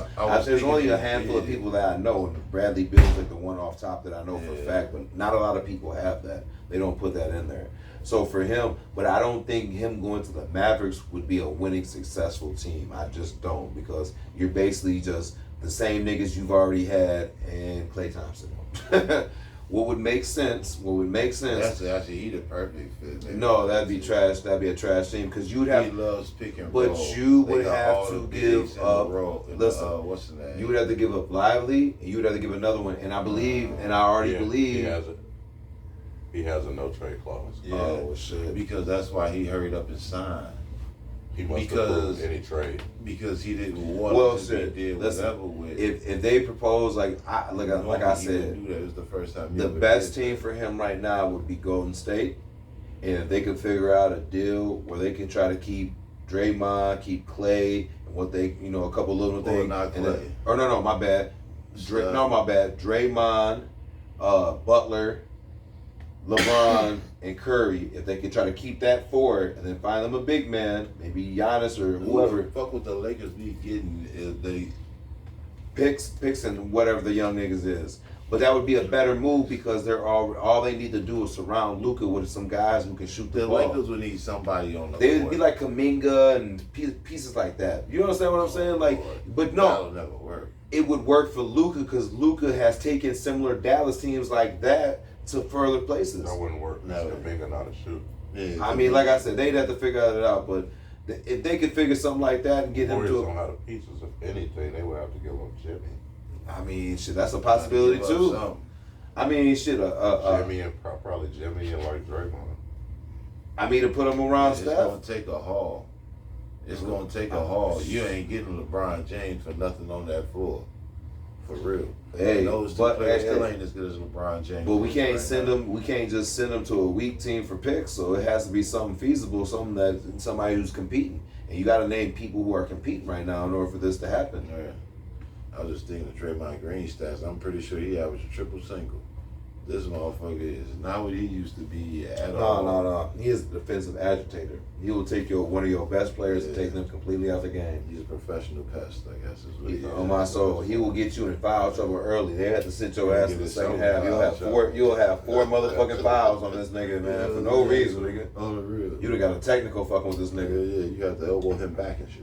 But one thing I can say about Draymond is I don't think anybody, him coming out of Michigan State, would have saw him winning 4 championships, Absolutely Defensive not. Player of the Year, Absolutely borderline not. Hall of He Fame. is one of those people that went to the perfect system. They needed him to do exactly Absolutely. what his strengths were. Yeah. Because on any other team, Draymond Green is not this. He's not even. A lot of people wouldn't even trust him to even run the ball up the floor and make decisions. And shit, I still don't, even with the 4 rings. Well, not at this point. No. But yeah, he's a phenomenal. Like I say, he's definitely him. Jimmy Butler, they're the exemption. Like they're the antithesis of hard work. Like I said, they really like carved out. Basically, they made themselves Hall of Famers for the most part. This nigga is a successful Ron Artest. That's all this nigga is. No, He is not at all. Ron Artest. Not at all. Ron Artest a far better Those offensive State player. need like Booyah check from the Bulls. Far better offensive player, bro. Than Who? Draymond Green. I don't know about far. Yeah, Who you he's talking about? Ron Artest, yeah. Oh, yeah. That's not even close, bro. Yeah. Go look at Ron Artest. It's a success. Who is it? Check it out. Check it out. Yeah, that's debatable. I don't know if that go all the way through. Who is it? That's how you know we in the hood. Who is it? I'm knocking like a stranger. Okay. Hey, is Jalen here? I can check 1 second. Okay, thank you. Yo. Oh, They get mugs. Knocking like a police. What was the next motherfucking question, man? We over being, we interrupted. He said we was in here being groovy. You know what I'm saying? You gonna be traded some shit. Yeah, I don't know the likelihood. The question was the likelihood of getting motherfucking traded. So no, I don't think he gonna get No traded. call, no show. Today? Today. Yeah, he has not been to work. I called his mom and talked to her. And no, he's no calls, no show. And This is what the show is. Right now, you gotta speak over this is something, man. We can't even, you know what I'm saying? what's work Hold today, on, bro? man. 10 questions, you know what I'm saying? Is the next motherfucking subject on the show. Is The it? 10 sat, yep. Is it the next one? Yep, we just did LeBron. Okay, I got you. Corner ain't here. 10 questions. The 10 saddest endings to a career in NBA history. And by sad ending, we mean stars whose careers ended while they was on the bench, looking sad or some shit, you know what I'm saying? I Like guess, their yeah. former self, or kicked out the league entirely. So the 10 saddest endings to a career in NBA history, just the NBA. Who you got, number 10? Number 10? Oh man, shit. I'm not sure if I even finished my list. I'm gonna say Kevin McHale, man. Kevin McHale. Damn, for real? Yeah, man, because he should have had that little surgery. He shouldn't have played that last motherfucking playoff game. They was looking at him like he was Superman for playing this shit. You know what I mean? But first of all, he got them bum ass kicks on. This is a horrible idea. But he made this shit work. kicks. On the real, back in the day, it wasn't no support, man. We used to like some Converse with the mother. This shit was horrible. But he fucked this shit up even worse, and he walked with a limp to this motherfucking day because he played through this motherfucking series. So, you know what I mean? That motherfucker definitely shouldn't have played through that series and made that shit worse. And he ended up, the rest of his career, he wasn't the same. You know what I'm saying? After he fucked this shit up. So, yeah, it's pretty fucked up for me. I think at my number 10, I got Greg Oden. Greg Oden, yeah. It just seemed like, I understand the injuries hit, but he was like, always seemed like a shell of himself after that, you know what I'm saying? Was never really that potential. He did really go a really high pick, which basically just ended up sitting on the bench, and now I think he played in like the big three for a little bit and eventually left up out of that, just, he never really had the body, the frame. He just seemed, it never panned out for what the potential we foresaw with this man. You know what I'm saying? Granted, I think injuries did play out, but even I think when he got healthy and came back, I think from the foot surgery or whatever, the big toe shit, he just didn't seem himself, Yeah. No problem. Oden is a good one. It's fucked up. He ended like that. He had so much promise. Wasn't he the number one pick? Yeah. You know what I'm saying?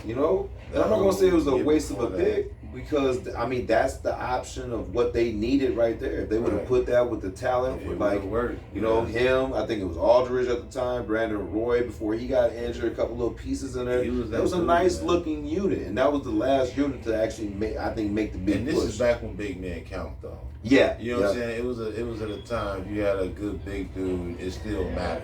You know what I'm saying? A little bit then and shit. Because he can put you in the post and shit. Right. But yeah, Greg Oden is a motherfucking good one. Everything smooth. Yeah. We in the top 10 list, man. Who your number 10? We at number 10. You're number 10 on the Who'd you have again? Enders. Who'd you have? Greg history. No, I had Greg Yeah, Oden. Greg I had Kevin McHale. Kevin McHale, okay. I got Jonathan Bender. Oh shit. Indiana Pacers career started before excuse me. I think he probably would have been if not All-Star, not Hall of Fame, definitely a perennial All-Star. That guy could do everything at damn near 7 feet, man. He was the truth, bro. So sad, man, to see him get hurt. Career really never got off the ground. Who we got number 9? Number 9 is on me. I got Shaq, man. Ooh, I got just Shaq. from team to team at the end? Yeah, man. You know what I'm saying? He was the big Aristotle, the big Cactus. He was the big every motherfucker. That's time. funny as fuck from everywhere he went. Yeah, everywhere he went, dog. He went to the Celtics. He went to Suns. Phoenix. This motherfucker was with Cleveland. That's That's he when got he was reemerged still. with Phoenix. He was still whole hopping with motherfuckers. Well, that's the sad part about it. He was whole hopping at that point. He was playing with LeBron too. He, already played. There's a couple of teams in there you're missing. You know that too. Penny. You want to go out and get another the coldest nigga in the league. How many times you gonna get the coldest nigga in the league? You know what I'm saying? Handling the ball, and you gonna try to sneak one in here, bro. Wow. It was kind of sad. I think that nigga tried to sneak on Dallas one time too, but no problem. Oh wow. That was sad seeing Kobe try to team over Karl Malone and Gary Payton. What? They came to his crib. He He couldn't stop. All right, on to you had Shaq. For me, Kwame Brown, man. Yeah. Kwame Brown came in, was supposed to be kind of promising more than what he was, and his career just kind of fizzled out. It was kind of.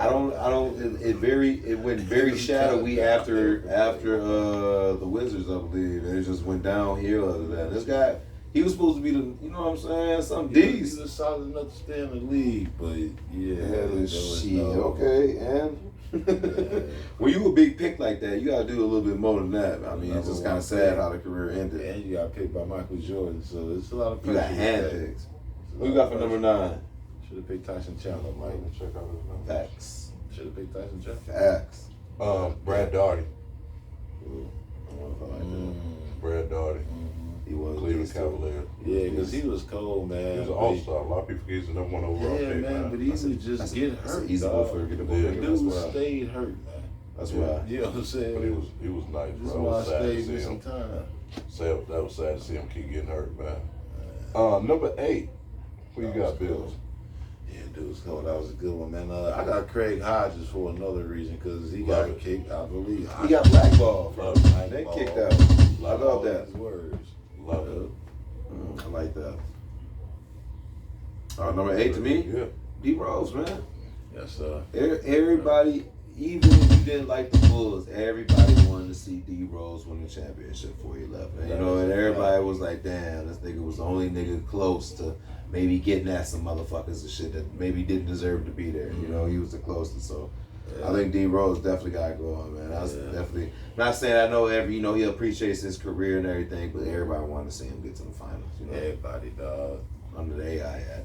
All the hearts of the world. Number 8, Patrick Ewing. Yeah, I can feel that. Both of the I niggas did weak. not like that. And both of his Seeing him niggas' in knees is weak Orlando, and shit. that was not fun. I didn't even like Seattle's Supersonic. Yeah, Patrick that was Ewing. even worse. Yeah. It was like that, bro. It was bad, man. Bill, so you got number 7. Man, so many guys. Funny as fuck. I got Mahmoud Abdul Raouf, dog. He That kept was that nice. motherfucker got kicked out of the league. The same shit, man. He got blackballed. Steph before Steph. Yeah, man. He was Steph before Steph, and he was motherfucking that quarterback from San Francisco before that quarterback from San Francisco, Kaepernick. Yeah, you know what I'm saying? Because they just know how to treat that shit. Basically, get out of here and get out of our face, nigga. Just not in our backyard. Get out of here. Damn, what's going on? Lift his leg. There's too much going on. You There's gotta too say much it, going chill. on. So number 7 to me, Number Yeah. 7, what you got? Michael Redd. I don't remember the rest of his career. So That's why. That's Yeah. why. And this nigga was one of the nicest left-hand He's an all-star. three-point shooters I had ever seen. Yeah. He was nice with the left though. Yeah. And that's the He's one a thing. I good mean, this shooter. motherfucker had a. I can't lie, He was dog. hitting that bitch. I ain't even fuck with him at first. Then I had to, you know what I mean, give him his props, man. Because after a minute, it was too much of him doing the same shit. This dude is over in the right corner over there, lighting motherfuckers up. dog. No. This is always the highlights. Like if you just watch a Sports Center type shit, this is always what you motherfuckers see. Hey, God damn it. Go. Up. Yeah, number 7. Up. Go up. Oh shit. Sorry about that, y'all. Up. Thank you. Yeah, I'm going with Mike Red too. That's a good pick. It's a good pick. I mean, they ain't going with Valiant my shooter. pick, but yeah, that's a good one. I got Jay Williams, number 7. That was sad as a Bulls fan. Yeah. I hated to see that happen. Yeah, that was one. I was a huge fan of him and Duke too, man. Fuck that nigga. Man, that sucked. A major. Fuck that. He's an A major That ass. was A major. I'm going Bob Hurley since we gonna stay with Duke. Number 6? Yeah, gotta go. Ooh. Stay with Duke. Yeah, he got drafted number 7, Sacramento Kings. That He's supposed sucked. to be cold. Yeah, Yeah. same action. He was gonna be John Stockton, next John Stockton. He was supposed to be Steve Nash before Steve Nash. Yeah, yeah, that definitely sucked. Who you got, Hendo? Number 6, Mm-hmm. Dennis Rodman. Ooh. I was just kind of upset because sometimes his off the court life took over, you know what I'm saying, his on the court personnel, you know. And he's probably one of the more talented people we've ever seen grace this motherfucking court. You know, and Dog had real talent, but his off the court antics and how he lived off the court kind of cost him a longevity of career because Dog was really a great player. He played a full career. I just don't like how it's ended, you know what I'm saying? Even though he's a Hall of Famer and everything, don't get it wrong, but I feel like he still could have added more to the game, you know what I'm saying? Because he was on a Spurs team that could have won. It Like- was over with, man. He went to L.A., man. What you think will happen to Dennis Rodman if you go to L.A.? You know what I'm saying? That's He what I'm crazy. saying. Everybody else. No, but that's what I'm sad about, though. You know what I'm saying? Like, I was. He was living his best life. He He's was living fucking his best 77. I didn't No, expect You know what I'm that. saying? Bro, this nigga- This nigga became an alcoholic. No, the nigga became an alcoholic off it. Had to take medicine. He had to take the medicine where if you drink any alcohol, you know what I'm saying, you start vomiting. He went over and like played in the D League, won 2 championships, dyed his hair white, got all fat and shit, was still doing good, but still was battling alcoholism, like all off the court type shit. That's why I'm saying that was kind of sad to see a very phenomenal player like this battle alcoholism, and that was kind of what was taking him away from the game. Though. He gonna mess around and save us from war one day while we got presidents like this and all. But this is gonna be Dennis to calm some shit down. After all that shit he did on the court, this motherfucker, man, save us, man. Help us out, Dennis.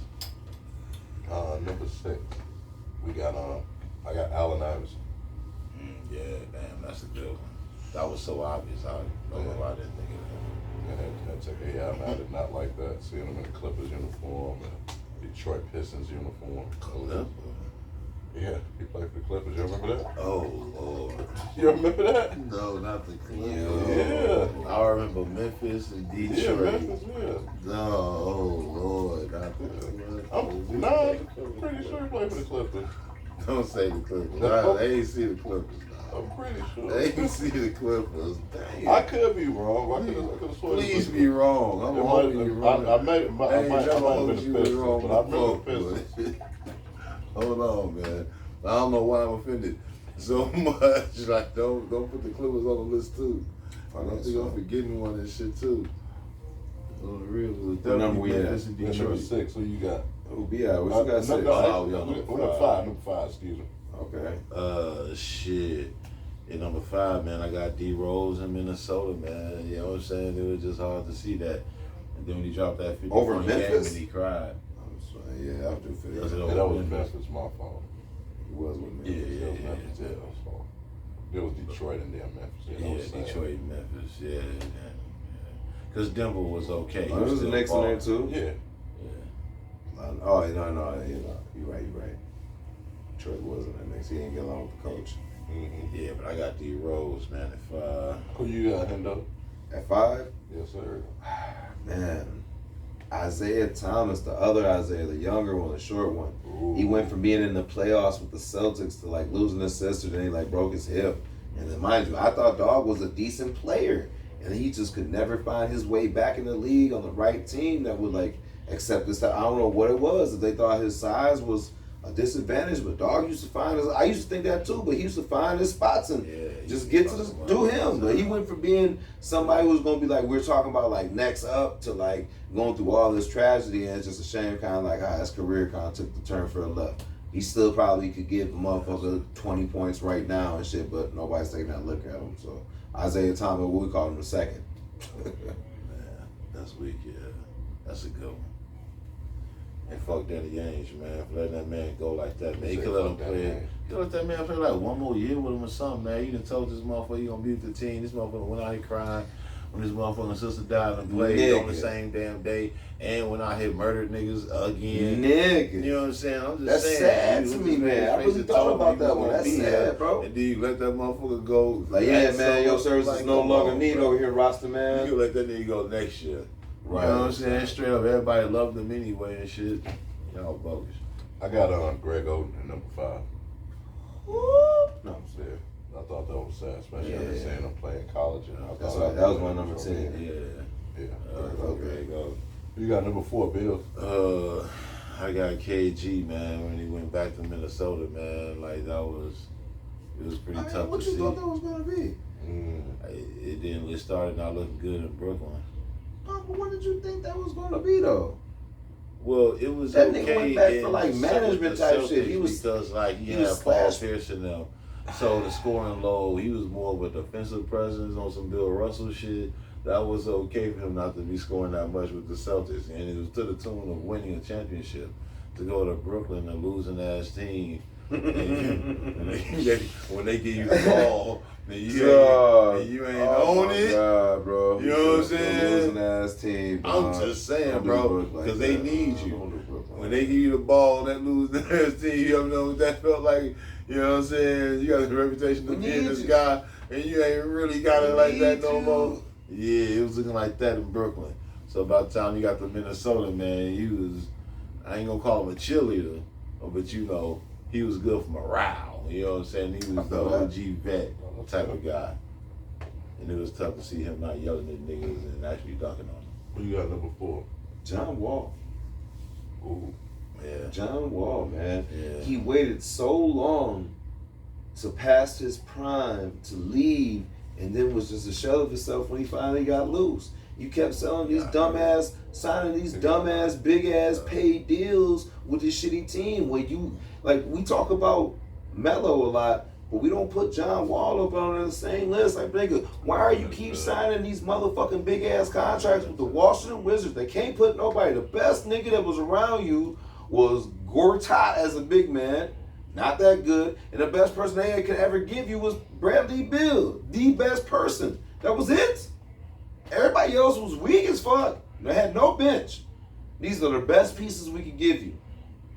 And by the time he could cut loose, it was like, all right, I got to finally leave. He wasn't worth, like, I think he had went to Miami, wasn't shit. He went to Houston. He got hurt. It had nothing to do with I get it, but I knew he wasn't gonna be the same. But you He went got back past 'cause he your was prime too is fast, what I'm. is But what he you was went doing. past your prime. You should have knew that Washington or the Wizards could not provide He enough got for his you. You should money. have got up out of there. You did, but something like I tell you, you can have one or two things. You can have some winning records in a championship, or you can get paid. You can't get both. Yeah.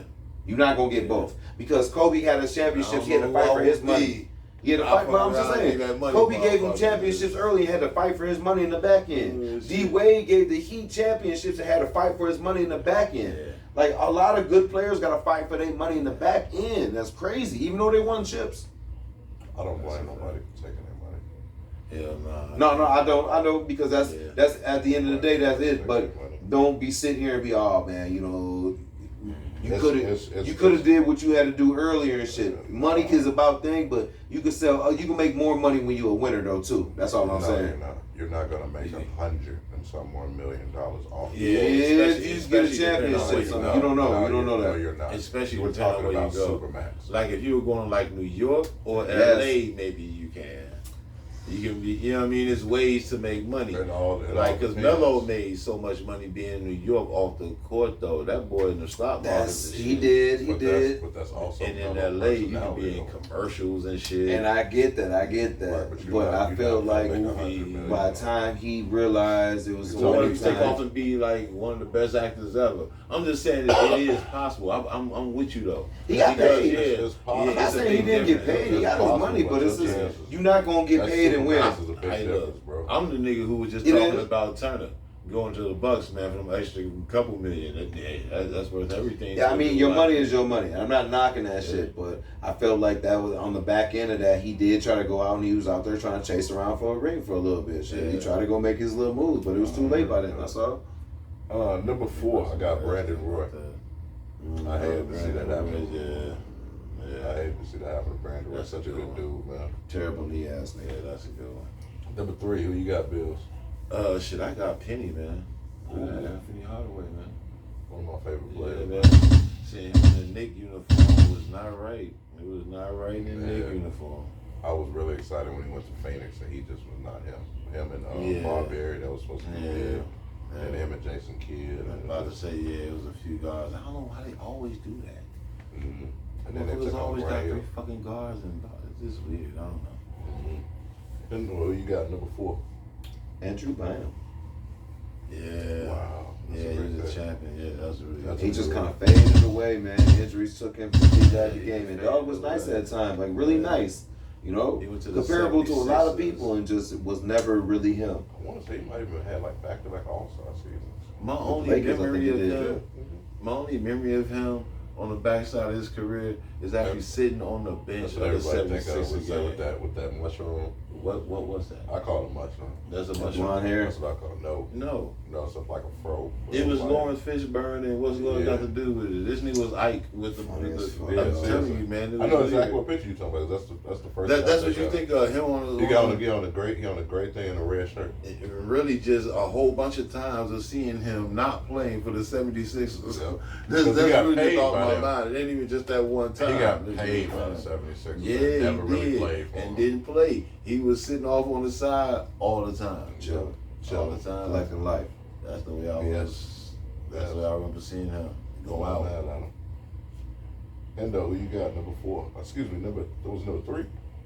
3. Yeah, number 3. I just did. Andrew Bynum. Yeah. Oh, you should have my fault. Grant Hill. Yeah, damn. Yeah. I mean, he ended up having a good career and being a good role player. He was a great bounce back But too. I hated to see that happen to him. He's such a good dude. If you guys don't know, Grant Hill was supposed to be the face of the league after Michael Jordan. Man.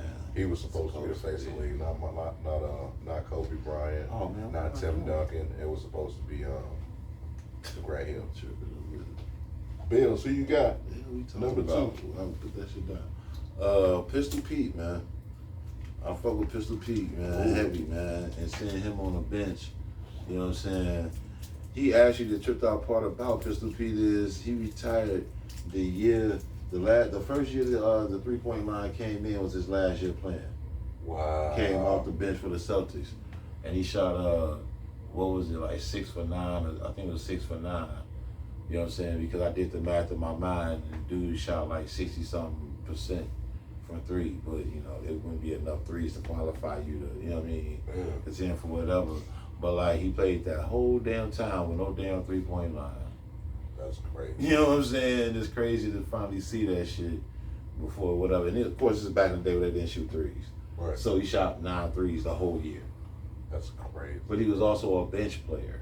You know what I'm saying? So like, it was a tripped out seeing this motherfucker who was this cold coming off the bench. You know what I'm saying? But he got a chance to play with Larry now. Ain't mad at him. You know, you got number 2. Robert Parrish with the Bulls. Ooh. Yeah. That nigga was not him. He I went from remember being that. Big Chief to who? I remember that. Yeah. Who the fuck He was is still this old chief. He was still the chief, son. nigga? I'm like, nigga, you was winning championships in the 70s, ass nigga. You know, 90s team, that was 20 years ago, nigga. Like, Man. I know, I'm just fucking with you. At number 2, I got Hakeem Olajuwon. I hated seeing him in that Raptors uniform. I was sad to see it came to where I like that. He was definitely, I thought about him, but I couldn't do it. That Raptors uniform fucked me up, man. That was sad. He out here with Antonio Davis and Charles Oakley. Muggsy Bogues, I believe, was on Muggsy the team. Bogues. Dale Curry was 2. These, they went to the goddamn nursing home and picked these niggas up to come play a game. Like, man, come on, bro. What was that motherfucker? Drew. Uncle Drew. Come on, so Actually, I love that that movie and shit. I watch that shit all the I time. do too. It's actually a good movie. My number 1 though, I got tripped out with Michael Ray Richardson. Oh, my sugar. Yeah. Sugar. Come on, man. Did I do my number 2? Okay, man. Yeah, you did number 2. What was it? I don't remember. So I remember you. I What know you was did it? the number 2. Pretty sure I you feel like did. he did. Yeah, I feel like he did. I feel like you did. What? Cause you did your number 2. Yeah. Go ahead. My fault. Did I do my number 2? I feel like you What? did. I said Pistol Pete. What? Damn. No, we should go on ahead. We'll go to number 1. This nigga tripping. Oh yeah, Because I said a king. yeah. You right. So now it's number 1 to you. Oh shit! I said Yeah. Michael Ray Richardson. Michael Ray Sugar. Okay. Yeah, cocaine. Yeah, he Shit. got kicked out of the band for cocaine. Yeah, NBA, cocaine. phenomenal player. Ask Matt Johnson about him. I have my honorable mention, man. Udonis Haslem, man. My honorable mention, man. Just because, like, I felt like he went from being a decent player, but then they like didn't want to like pay him a salary and make him like an assistant coach and put him on a bench like he should be wearing a shirt. But they kept him on the end of the bench for like 4-5 years, paid this nigga bare minimum just to be there, just to regulate niggas' attitudes. And I felt like, but just to regulate niggas' attitudes. Like the nigga was barely getting minutes. He was just there getting paid. Like you could have gave him a salary job, my nigga. Like stop playing them shit. That's what I felt. But my number 1, Roy Hibbert, man. That shit was so sad. Dog went from being somewhere on that Pacer team to like being nothing. Remember, he got picked up by the Lakers and did nothing and just faded away. Dog was nice on defense. I believe he was like a 2-time defensive all-star. Like phased out. I feel like he was the main guy who He was you still a could pocket feel quarterback. that. Yeah, it was a couple other dudes who kind of did the same thing, but he was the face of that position phasing out. A guy with your back to the basket. You know what I'm saying? A big guy. Can't guard the Unless you perimeter. dump it down there, yeah, you know what I'm saying?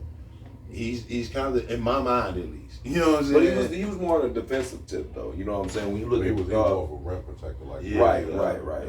He's more like Rudy. What he's saying is, But he fell off defensively and everything else. Like I feel you, but he just fell off. injuries, so Yeah, true. Yeah. But that's what I'm saying. Like he Was went from 7-2. being an all-star type nigga, you know what I'm saying, running and just only getting defeated by LeBron to like going to the Lakers and then never being heard of. Like that, it wasn't a terrible team he went to. He was trash.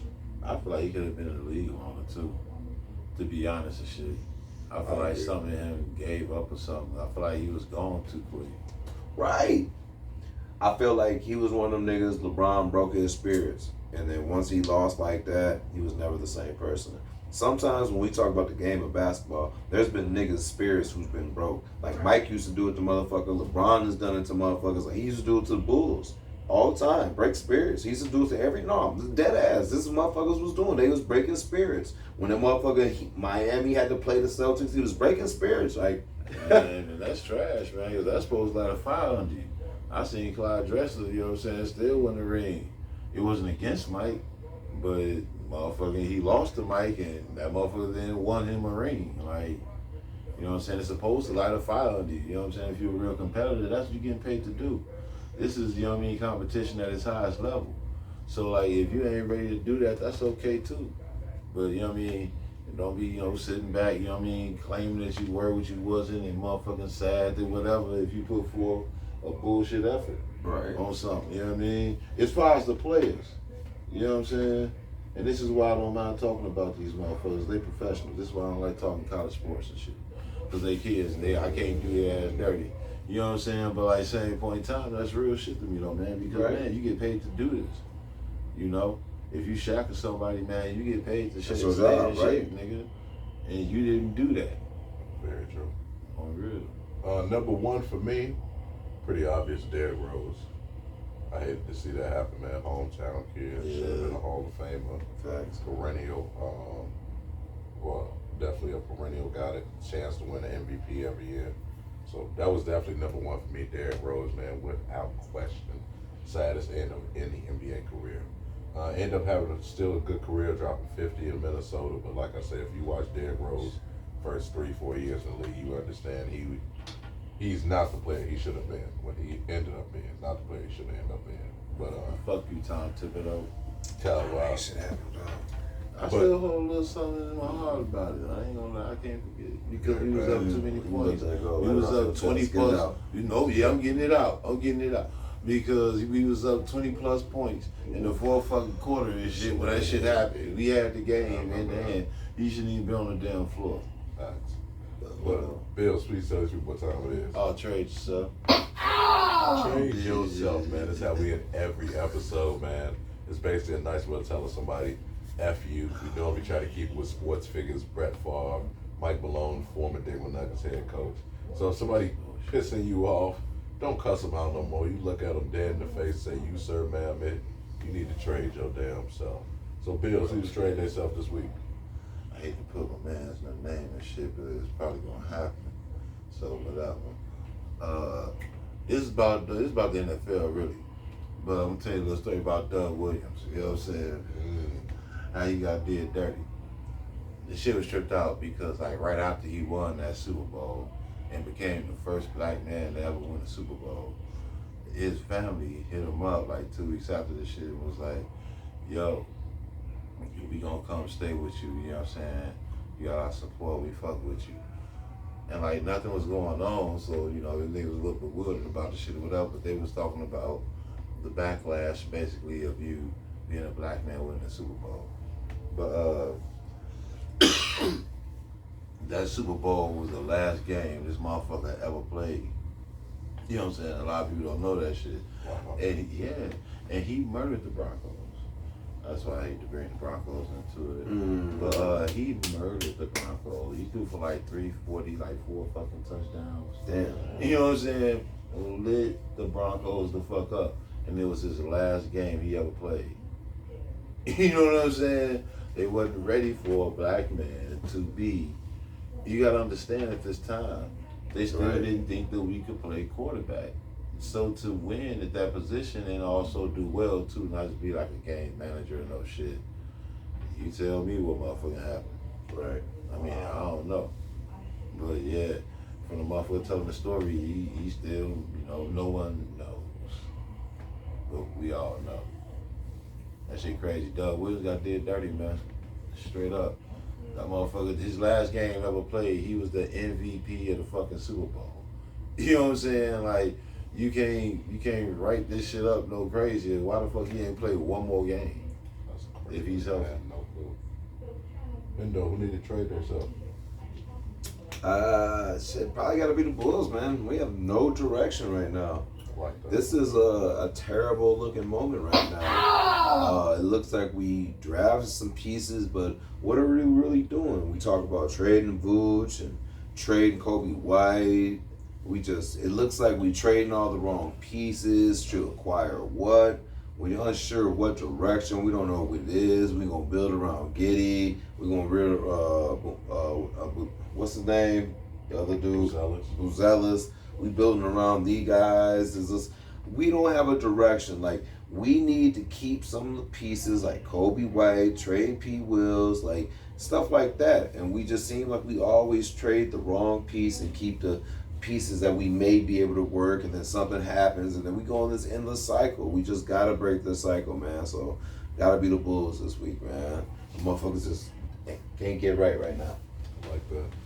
I think for me, man, it's pretty simple. Anybody that's okay with this big, beautiful bill, a lot of people are gonna be getting kicked off of Medicaid.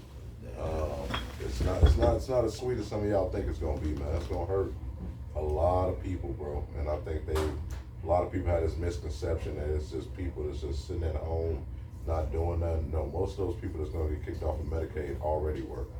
So, man, I feel sorry for some of those people. I do feel sorry for people that's basically been misinformed and not really knowing what they're voting for, but hey, it is what it is. But I will have to say, man, we have to give a shout out to, of course, man, our number one sponsor, Press Break. If you're in the La Crosse, Wisconsin area, check them out, man, over on Rose Street, right on Monitor, Monitor and Rose. You can check them out. Cheesy beefs, the Italian beefs, just the regular Italian beefs without the cheese. They got the Chicago dogs. I believe you got the pizza puff still, the fries. It's all good, man. Go check out our brother Fred over at Press Break. Personally, the air ball is my favorite, but all the sandwiches have basketball themes and sports themes, so check them out over there at Press Break. As well, man, if you're in the Jackson Plaza in the La Crosse, Wisconsin area, check out our brother Father Focus over at A Breath of Fresh, man. Doing great. She does great shoe restoration, as well as if you're looking for retro kicks and clothes, check them out. And then Fifth and King, our brother JV the Closet, check them out, man. More retros. Shop locally, shop black owned, shop right here in La Crosse, man. We appreciate the love as always. And yeah, man, looking forward to had a great week off, man. Everybody have a great weekend. Oh my goodness. Oh, shoot. Oh, excuse me, allergies. I know, right? I'm gonna let these brothers do their outros. It's been episode 152, man. Great as always. Hit that like button, hit that subscribe button. Man, we working on things, man. We're gonna be coming to you guys live shortly. We're working on some mics, other things we got working on, but man, we move in a great direction, but we cannot do it without y'all. We thank y'all as always. Hit that like button, hit that subscribe button, hit that share button, man. Don't be dusty, man. I'm your co-host Omar, aka O'Milly, aka that dude, aka Mr. Rello. If you know, you know. Bros, will do your outros. Y'all shit, get with us. That's it. Yes, sir. Yes, man. Endo G, aka French Loaf, aka Mr. Honey Pack himself. We appreciate all the love, man. Keep supporting us, man. We're gonna keep coming with this good content, man. Keep doing this shit, staying consistent. You already know, man. Appreciate everything, bro. Yes, sir. Yeah. You already know. We got that delay. It's all good. It's all good. You know we late with it. Both the Old Heads podcast. Yo, we come from all states to the team at the Barclays. The Old Heads podcast. Yo, from Will scoring 100 to Josh. job be a woman. The Old Heads Podcast. Yo, let's go.